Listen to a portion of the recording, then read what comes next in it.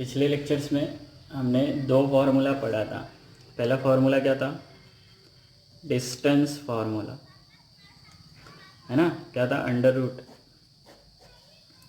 x2 minus x1 का whole square plus y2 minus y1 का whole square. ये तो था नॉर्मल डिस्टेंस।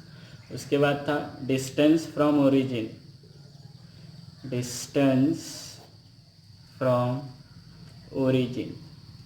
इसका क्या फार्मूला था? Under root X square plus x2 का स्क्वायर प्लस y2 का स्क्वायर, बराबर है। तो ये दो फार्मूला हमने पढ़ा था लास्ट लेक्चर्स में, और लास्ट लेक्चर्स में हमने क्वेश्चन नंबर 4 तक सॉल्व किया था। अब क्वेश्चन नंबर 5, ध्यान से क्वेश्चन समझो। क्या लिखा है? इन ए क्लासरूम 4 फ्रेंड्स, कितने फ्रेंड्स है? 4 are seated at the point A B C and D as shown in figure.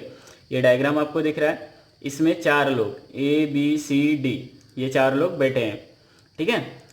Champa and चमेली walk into the class and after observing for a few minutes. 2 लोग आए, चंपा और चमेली class में आए।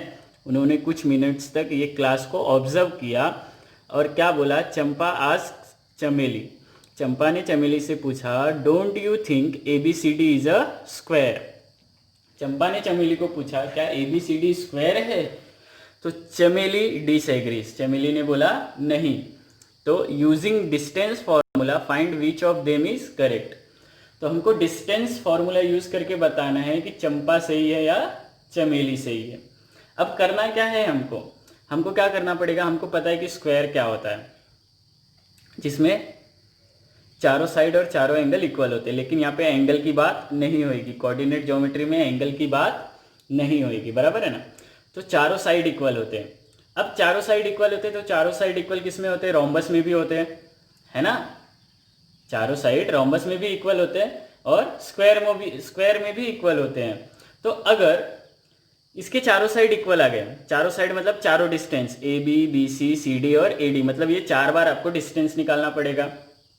उसके बाद अब चारों साइड इक्वल है तो चारों साइड इक्वल कहाँ होते हैं? रोम्बस में भी होते हैं। तो हमको 2 स्टेप और आगे जाना पड़ेगा कि इसके डायगनल्स भी कैलकुलेट कर, डायगनल्स का डिस्टेंस भी हमको कैलकुलेट करना पड़ेगा। मतलब अगर डायगनल्स भी इक्वल हुए तो ये स्क्वायर होएगा, नहीं तो नहीं होएगा। तो यहाँ से हमको समझ में आता है कि यहाँ पे हमको 6 बार डिस्टेंस निकालना पड़ेगा, 4 तो साइड और 2 डायगनल। अब ये क्वेश्चन है, ये डायग्राम दिख रहा है। अब इसके कोऑर्डिनेट्स क्या होंगे? ये जो 4 पॉइंट है, 4 जो बच्चे बैठे हैं, इनके कोऑर्डिनेट्स क्या क्या होंगे? तो ये आपका x हो गया, ये आपका y हो गया। तो a के जो कोऑर्डिनेट्स है ये कितना है? 3 और 4। तो a का कोऑर्डिनेट कितना आया? 3 4। a का कोऑर्डिनेट पता चला। अब b का कोऑर्डिनेट देखो, तो x कितना है? 6 और y कितना है? 7। तो कितना आएगा? 6,7। फिर c का कोऑर्डिनेट देखो कितना है? 9 और 4, तो 9,4। और d का कोऑर्डिनेट कितना है? 6,1, 6,1। तो सॉल्यूशन, तो हमको क्या करना है पता चला? हमको 4 बार डिस्टेंस निकालना है। तो हम क्या करेंगे? बाय कौन सा फॉर्मूला? Distance formula. क्या है हमारे पास डिस्टेंस फॉर्मूला? बोलो। Under root x2 minus x1 का whole square plus y2 minus y1 का होल स्क्वायर, बराबर है। ये हमारे पास डिस्टेंस फॉर्मूला है। तो सबसे पहले हम क्या निकालेंगे? Distance of A B, distance of A B. तो ए के जो कोऑर्डिनेट्स है ये क्या है? 3,4 और b के जो कोऑर्डिनेट्स है वो क्या है? 6,7। क्या है? 6,7। तो ये आपका x1 y1 हो जाएगा, ये आपका x2 y2 हो गया। तो अंडर रूट, अंडर रूट, तो x2 कितना है आपका? 6 माइनस x1 कितना है? 3 का होल स्क्वायर प्लस y2 कितना है आपका? 7 माइनस y1 कितना है? 4 का होल स्क्वायर, बराबर है। तो इज इक्वल टू, ये कितना होएगा? 6 माइनस 3 कितना होएगा? 3 का होल स्क्वायर प्लस 7 माइनस 4 कितना होएगा? 3 का whole square is equal to. अब 3 का स्क्वायर कितना 9 प्लस 3 का स्क्वायर कितना 9। तो इसको हम कैसे लिख सकते हैं, इसको हम कैसे लिख सकते हैं, 9 इंटू 2 18 हो जाएगा ना ये। तो इसको हम कैसे लिख सकते हैं 9 इंटू 2। तो जो 9 है ये परफेक्ट स्क्वायर है, तो 3 का आ गया बाहर, अंदर क्या बचा 2। तो डिस्टेंस ऑफ ए बी हमको कितना मिला 3√2। ये ए बी का डिस्टेंस आया। अब हम किसका डिस्टेंस निकालेंगे बी सी का। तो बी के कोऑर्डिनेट्स कितने देखो, बी कितना आपका बी 6,7 और सी कितना है देखो यहाँ पे, सी कितना आपका 9,4। सी कितना है 9,4। तो डिस्टेंस ऑफ बी सी क्या निकाल रहे हैं हम लोग यहाँ पे, distance of B C under root क्या है x2 माइनस x1 और y2 माइनस y1 का होल स्क्वायर। तो ये आपका x2 y2, ये आपका x1 y1। तो x2 कितना है 9 माइनस 6 का होल स्क्वायर प्लस y2 कितना आपका 4 माइनस 7 का whole square is equal to, तो देखो 9 माइनस 6 कितना होएगा 3 का स्क्वायर और 4 माइनस 7 -3 होएगा। ध्यान देना डायरेक्ट 3 मत लिख देना, कितना होएगा -3। अब इसका स्क्वायर कितना होएगा 9, इसका भी स्क्वायर कितना होएगा 9। अब इसको हम कैसे लिख सकते हैं 9 इंटू 2। तो ये भी कितना आएगा आपका 3 बार आया ना, अंदर क्या बचा 2। तो ये आपका हो गया इक्वेशन 1, ये हो गया आपका इक्वेशन 2, ये हुआ। अब डिस्टेंस ऑफ क्या चाहिए हमको, देखो ए बी हो गया, बी सी हो गया। अब हम क्या निकालेंगे सी डी। तो डिस्टेंस ऑफ सी डी, तो सी के कोऑर्डिनेट्स कितना है 9,4 और डी के कोऑर्डिनेट्स कितने हैं 6,1। डी का कोऑर्डिनेट कितना है 6,1। तो डिस्टेंस निकालने के लिए x2 माइनस x1 का whole square plus y2 minus y1 का होल स्क्वायर। तो ये y2 x2 6 माइनस 9 का होल स्क्वायर प्लस y2 कितना 1 माइनस 4 का whole square is equal to कितना होएगा, ये 6 माइनस 9 कितना होएगा -3 ना, प्लस 1 माइनस 4 कितना होएगा -3 का होल स्क्वायर। तो ये कितना मिलेगा 9 प्लस 9। तो इसको हम कैसे लिख सकते हैं 9 इंटू 2। तो ये कितना हो गया 3√2। ये हो गया इक्वेशन 3। तो डिस्टेंस ऑफ सी डी कितना मिल गया 3√2 बराबर है। अब डिस्टेंस ऑफ क्या आएगा ए डी। तो डिस्टेंस ऑफ ए डी, अब डिस्टेंस ऑफ ए डी भी सेम है हमारे लिए। ए के कोऑर्डिनेट्स क्या है 3,4, ए के कोऑर्डिनेट्स क्या है 3,4 और ये 6,1 बराबर है। तो ये आपका x2 y2 हो गया, ये आपका x1 y1। तो 6 माइनस 3 का होल स्क्वायर, 6 माइनस 3 का होल स्क्वायर प्लस 1 माइनस 4 का होल स्क्वायर, 1 माइनस 4 का होल स्क्वायर। वापस से कितना होएगा ये 3 का स्क्वायर प्लस 1 माइनस 4 कितना होएगा -3 का होल स्क्वायर। तो ये कितना हो गया 9 प्लस 9 इज इक्वल टू क्या लिख सकते हैं हम इसको 9 इंटू 2। तो ये कितना मिलेगा देखो इज इक्वल टू 3√2 इक्वेशन 4। तो डिस्टेंस ऑफ ए डी। अब यहाँ पे देखो ये 3√2 आया, ये भी 3√2, ये भी 3√2, ये भी 3√2, मतलब चारों इक्वल है।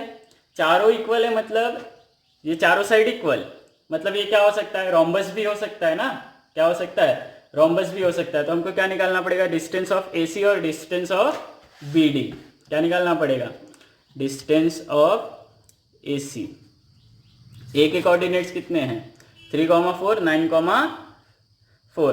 तो 9 ये आपका x2 और ये 4 आपका y2, ये आपका x1 ये y1। तो 9 माइनस 3 का होल स्क्वायर क्या होगा √9 माइनस 3 का होल स्क्वायर प्लस ये क्या होगा आपका 4 माइनस 4 का होल स्क्वायर। तो 4 माइनस 4 का whole square is equal to कितना होएगा बोलो 9 माइनस 3 कितना होएगा 6 ना, और ये कितना होएगा 0। तो ये 6 का स्क्वायर कितना हो गया 36, मतलब कितना आया डिस्टेंस ऑफ ए सी। अगर ये दोनों डायगोनल का डिस्टेंस इक्वल आएगा तो ही ये क्या होएगा स्क्वायर, नहीं तो ये क्या हो जाएगा रोम्बस। फिर इक्वेशन 5, फिर डिस्टेंस ऑफ AC निकाला हमने, AC निकाला, अब क्या निकालेंगे हम लोग BD।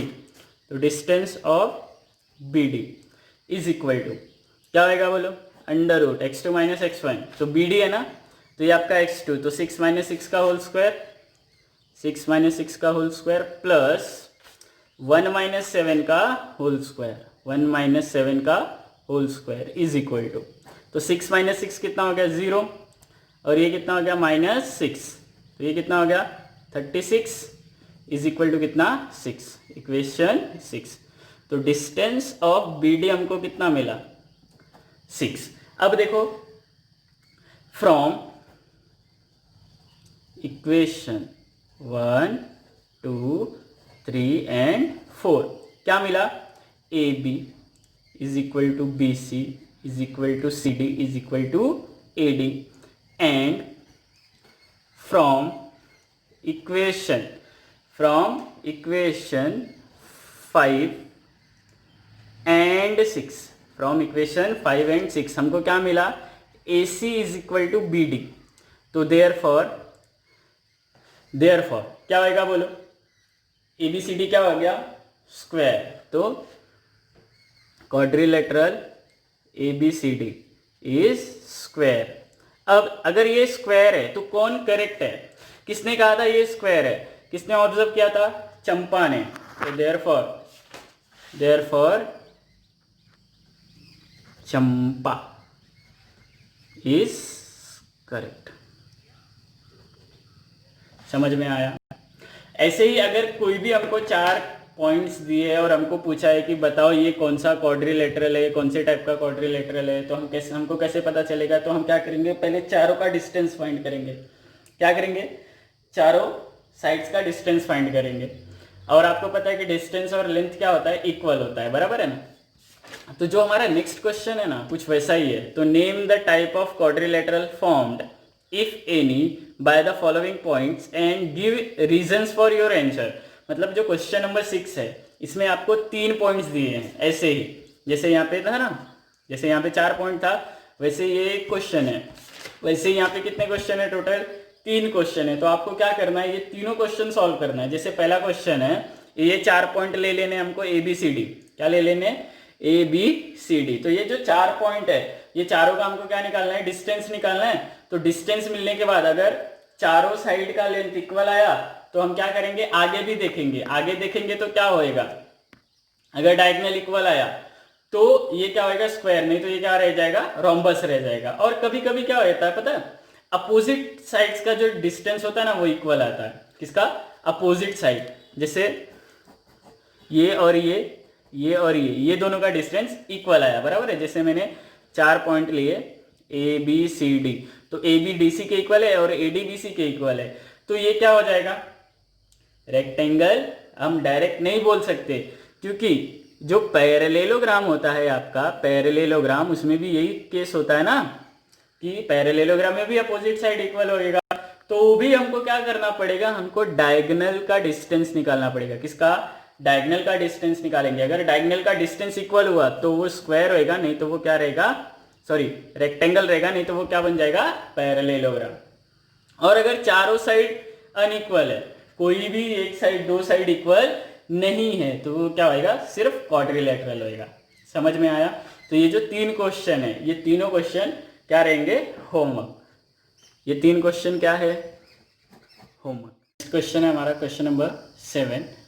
क्या पूछा है देखो, find the point on x axis बोला है, x एक्सिस बोला है, ध्यान से देखना है। यहाँ पे x एक्सिस बोला है मतलब पॉइंट यहाँ पे रहेगा, तो इसका y कोऑर्डिनेट क्या हो गया 0, मतलब ये x,0 कुछ ऐसा दिखेगा पॉइंट, ये मेरा पॉइंट P है। Which is equidistant from 2, -5 and -2, 9। 2 point है, एक कितना है 2, -5 और दूसरा है -2, 9। समझो ये A है और ये B है, ये दोनों से इक्विडिस्टेंट है, मतलब PA और PB दोनों क्या होएगा, इक्वल। PA और PB दोनों क्या होएगा, इक्वल। तो हमको जो पॉइंट P है उसके कोऑर्डिनेट्स फाइंड करने हैं।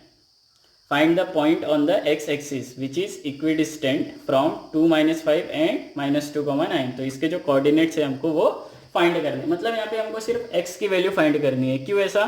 क्योंकि इसका y तो 0 है ना पहले से, क्योंकि ये पॉइंट कहाँ है? x एक्सिस पे, ठीक है। तो ये पॉजिटिव भी हो सकता है या नेगेटिव भी हो सकता है। तो सॉल्यूशन इसका, तो कौन सा फॉर्मूला आएगा? By distance formula. कौन सा? Distance formula. तो डिस्टेंस फॉर्मूला क्या हमारा? अंडर रूट x2 - x1 का whole square plus y2 - y1 का होल स्क्वायर। तो अब यहाँ पे होएगा क्या पता है आपको कि ये जो डिस्टेंस है ना दोनों का, AP और BP, तो distance of AP is equal to distance of BP, दोनों का डिस्टेंस क्या होगा? इक्वल होएगा। तो दोनों केस में हम इसको x2 y2 ले लेंगे और ये हमारा x1 y1 बन जाएगा, ये भी x1 y1 बन जाएगा, क्योंकि दो अलग अलग केस है, बराबर है। अब हम दोनों का क्या निकालेंगे? डिस्टेंस, और दोनों का डिस्टेंस इक्वल है ना, तो इसलिए हमने इसको कैसा लिखा है? Distance of AP is equal to distance of BP। आप यहाँ पे रीजन में लिख सकते हो क्या? इक्विडिस्टेंट है, क्या है? इक्विडिस्टेंट, बराबर है। अब डिस्टेंस ऑफ AP में ये आपका x2 है, मतलब ये x हो गया, माइनस x1 कितना आपका? 2 का होल स्क्वायर प्लस y2 कितना है? 0 माइनस -5 का होल स्क्वायर। फिर यहाँ पे ये भी, यहाँ पे भी BP में भी जो आपका x2 होएगा वो x होएगा। फिर यहाँ पे x1 कितना है? -2 का होल स्क्वायर प्लस y2 कितना है? 0 -9 का होल स्क्वायर। अब यहाँ पे देखो दोनों साइड रूट है ना, दोनों साइड रूट है, तो हम क्या करेंगे? स्क्वायर कर देंगे दोनों side, squaring on both sides. हम क्या करेंगे? Squaring on both side. तो ये क्या हो जाएगा? x - 2 का होल स्क्वायर प्लस ये क्या होगा? 5 का होल स्क्वायर, क्योंकि माइनस माइनस क्या हो गया? प्लस, इज इक्वल टू ये क्या होएगा? x + 2 का होल स्क्वायर, फिर ये माइनस मतलब प्लस -9 का होल स्क्वायर, बराबर है ना। अब ये x - 2 का होल स्क्वायर, तो a - b का होल स्क्वायर, तो क्या होएगा? a² - 2ab, तो ये कितना हो जाएगा? 4x + 4 + 25 इज इक्वल टू ये कितना होएगा? x का स्क्वायर प्लस 4x + 4 और ये +81। अब जो सेम है वो क्या होगा? कट हो जाएगा। ये +4x से इधर आएगा तो -4x हो जाएगा, तो -4x - 4x is equal to ये 81 माइनस कितना? 25। तो ये -8x इज इक्वल टू कितना हो जाएगा बोलो? 56।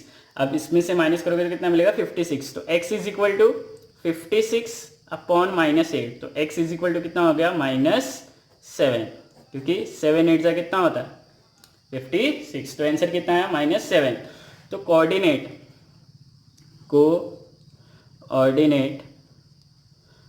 ऑफ पॉइंट P कितना हो जाएगा?